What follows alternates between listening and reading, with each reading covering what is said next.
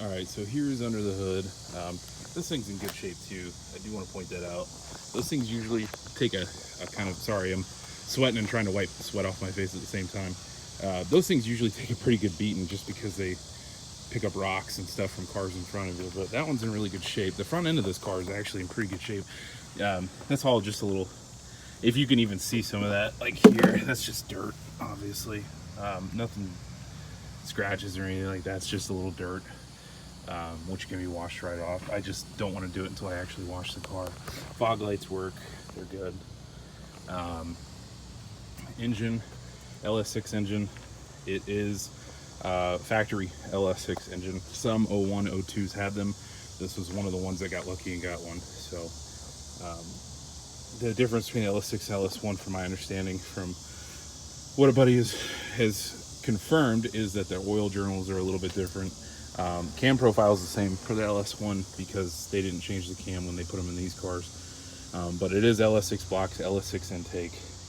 Let me take a look here at the heads. I forget which head casting. I think they're 243s, but 241s. They are built 241s. I have paperwork for all that. I have paperwork for just about everything on this car except for the transmission, which I'm looking for the paperwork for that. I'm working on that. If not, I'm going to probably try and call the company and see if I can't just get them to give me a new receipt or something for it. So anyway, here is the last of the breed emblem. I mean, the car is not perfect. It, you know, needs stupid stuff. Like I said, the power steering put back on. But this is a true SOM car.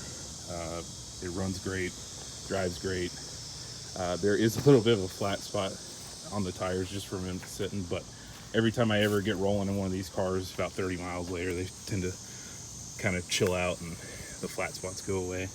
I hate that the car sits a lot, but I have a lot of cars that I tend to switch out and drive here and there, so I do the best I can with keeping them rotated and driving them and making sure they're maintained.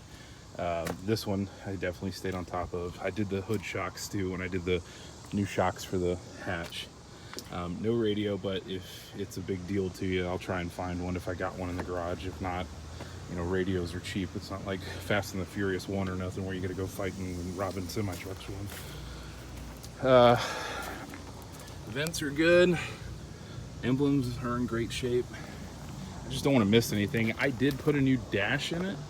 Upper dash, I should say. These crack really bad if you don't know these F-bodies. That upper dash there, and that little shadow is that leaf. So it's not a dark spot in my dash. It's just a leaf on my windshield. But they crack. Anyway, I bought a new one. That is a brand new GM $450 upper dash. So you should have quite a few years on it if it does crack and you keep it out in the Florida weather or anything like that. The Trans Am bird, I took it off of there. It was like a faded pink, but I was gonna put a new one on there. I just never got around to it. It does look good. It has a, if you don't know what I'm talking about, Google, you know, Trans Am rear panel, Firebird. It says Trans Am, and then it has the bird, so it looks good. Like I said, the old one was just faded from the sun, so it was a little pink. I have garage kept the car for the most part. It has spent some time outside with me, but it also has been garaged as much as I could. That's really about it. I'm just trying to make sure I don't miss anything. Like I said, I got a bunch of cars, so I do a lot of stuff to cars, and I want to make sure I didn't do something that I forgot to mention, or something I know, oh, this is in good shape. You don't have to worry about that. Those tend to crack and bust. Shifter handle's got a little wear on it, but it's not like it's the end of the world. You can rewrap it. Steering wheel's in good shape. Yeah, and I'll just take a picture of the odometer. So if you have any questions, let me know.